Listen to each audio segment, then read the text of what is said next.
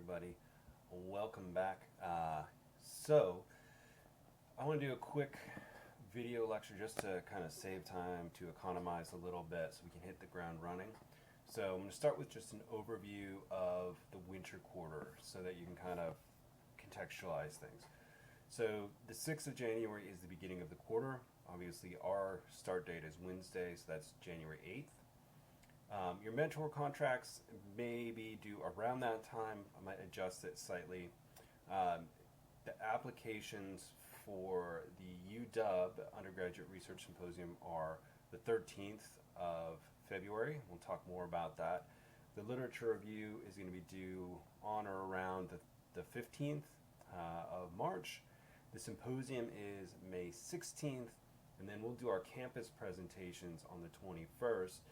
The difference between the UW presentations and the campus presentations is really just that the campus presentations will be held in the quiet dining room. It'll just be us and people from the community, so it's a lot more informal.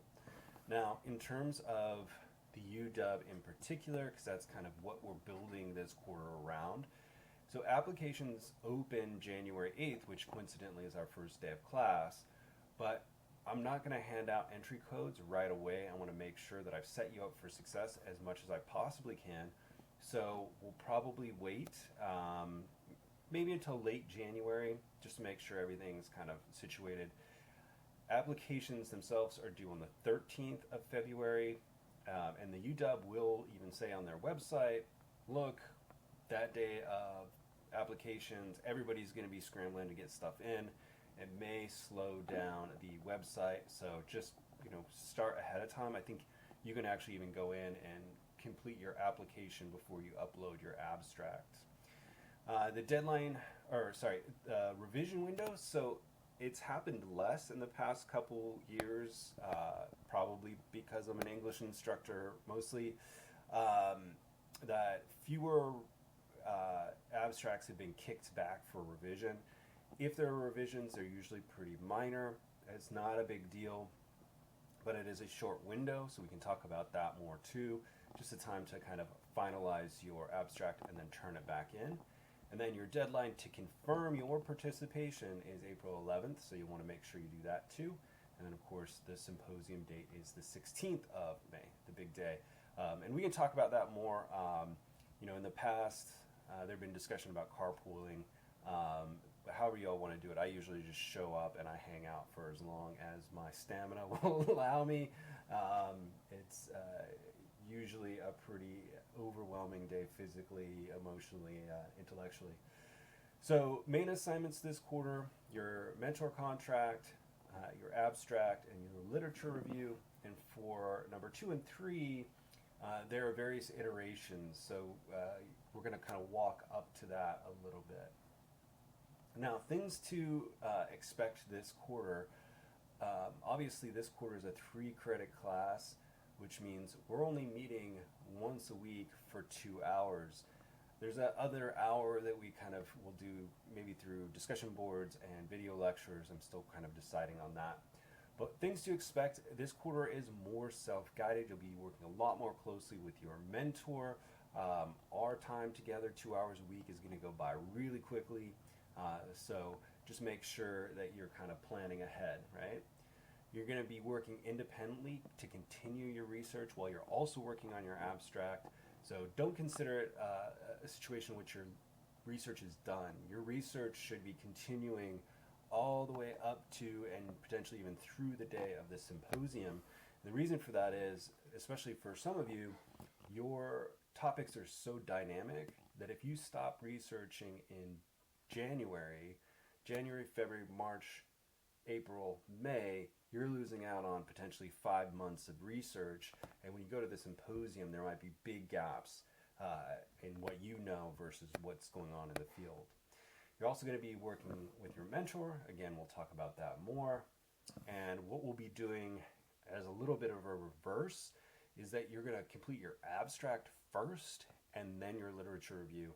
There are a lot of reasons for that. The Reader's Digest version is we're working to meet the UW deadlines. The UW knows that most people are going to write the abstract before they've actually done the bulk of their research. So just kind of keep that in mind. So some suggestions: plan to plan, right? Set aside time each week. Consider using a calendar or a planner, something to map out your research. I am relatively old school, so I use one of these things. It's a paper planner. I know some of you have no idea. Maybe you've never seen something like that before. Make sure that you consult your resources, your mentors, your instructors. Let us, that is me, know, and your mentor, if you hit a roadblock. Anything goes astray, let us know ahead of time. So let me know, let your mentor know. And then remember that you have other resources, right? Other instructors, classmates, a library, things like that. Okay, so let's dive in a little bit more to some specifics about the symposium. So, I'm going to get my timer back up here. There we go. So the UW-UGRS, there's no easy way to say that, but the Undergraduate Research Symposium. So from their website, so I looked this up today, it's the end of December. The event extends beyond the UW community to celebrate undergraduates from across our region. In 2024, we had over 100 students representing from 11 partner institutions. So again, 10 per institution. We sent 10 last year, so we were 10 of that 100. Hopefully we'll be able to send all of you this year. But that is in addition to all of the students from the UW. So that 100 students is just from partner institutions. Now, as you're getting ready, and what I would do if I were you, or if you were like, hey, Michael, how would you approach this, is I would make sure to attend one of these virtual info sessions. Now, I think there might be, or the virtual session if you can't do the in-person one. But this is going to be information kind of straight from the UW. I think it'll help kind of calm nerves, help you understand what's expected. Just be aware you're going to have to register as an outside student, and I'm not sure exactly what that'll look like, okay? But if you run into any tricky spots, let me know. Okay, now, if we just take a step back, right, what the heck is a symposium, right? And I think it kind of seems like a silly question, but there are differences in the academic world between a symposium and a conference. And so I kind of want to talk about that a little bit more so you know what you're getting yourself into. Because at this point, you know, yeah, I'm doing this research. I'm going to go to the UW. I'm going to talk about it at some point. But again, what's the idea? And so for me, I always kind of like to go back to origins, especially the etymology of words. So symposia or symposiums and conferences are both formal gatherings of scholars and researchers where attendees present their work, hear others speak, and discuss the latest developments within their field. Now, if this were like a psychology symposium, everybody would be talking about psychology. Since it's an undergraduate research symposium, obviously everybody's an undergraduate and everybody's researching in vastly different fields. Now, the main purpose for symposium was for the men, right? Just because that's the way it started doesn't mean that's the way it has to be. We're going to prove that. So typically the highest class of Greek society came together to discuss various topics which included politics, philosophy, and the latest news and poetry. Voila, symposiums were born. So I think ideally symposium or symposia were born out of this idea of sharing information, of being part of a discourse community, that we're all kind of working together to solve different problems. Now, each year, again, this is from the director of the Office of Undergraduate Research at UW, each year nearly 1,000 students from all three UW campuses and other local institutions present their research spanning over 100 disciplines. So again, a very broad and eclectic mix. Undergraduates present work from astronomy to visual arts, international studies to psychology, anthropology, bioengineering, and just about everything in between. And it's true when I said a moment ago that it's intellectually draining to be at the symposium. It's true for somebody like myself and like many of you, I'm sure, or all of you.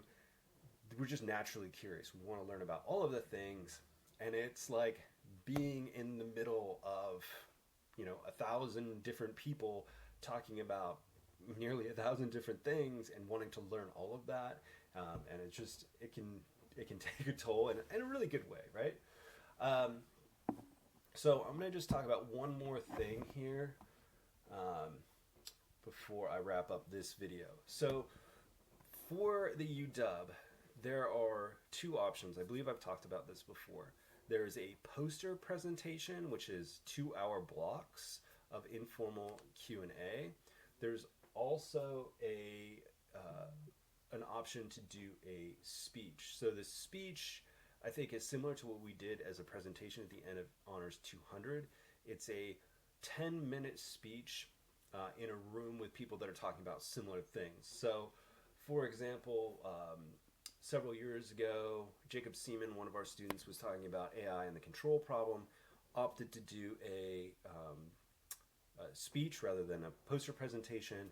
And so his time slot was in an hour with a bunch of other students studying AI and computer science topics. So it's really just the 10 minutes. There's a post or a slide presentation. So if you want that experience of doing a much more, formal type of speech, that would be your choice. And they've opened it up so that partner schools can do those. And historically, we weren't allowed to do those presentations. The poster presentation, food for thought, is a 2-hour block where you have your poster, which is basically a visual aid. It's kind of like having the slides that we did at the end of Honors 200. And you're just kind of waiting there, and if people come by, they'll talk to you and ask you questions. So again, the advantage there is that you get to meet people and you actually get to interact with people, but it's less of that focused really sharing all of your discoveries, kind of TED Talk style. So you don't have to make that decision now. I would just suggest that you think about it. I'd say in the last couple of years, of the, let's say, 30 students that I've been a part of their journey to the UW, only 2 or 3 of them, maybe 4, have done speeches. And I think most of the ones that have done speeches have said they probably would have done a poster presentation, if they were to go back and do it again. Now, where they stand today, I don't know if they would, have waffled back the other direction. So there you go. Again, just to hit the ground running, again, you can go and look at the UW Undergraduate Research Symposium website, get some information just so you know what to expect, and then I'll do a separate video here to talk about abstracts. In the meantime, questions, comments, concerns, jokes, memes, or recipes, let me know. Otherwise, I'll talk to you all later.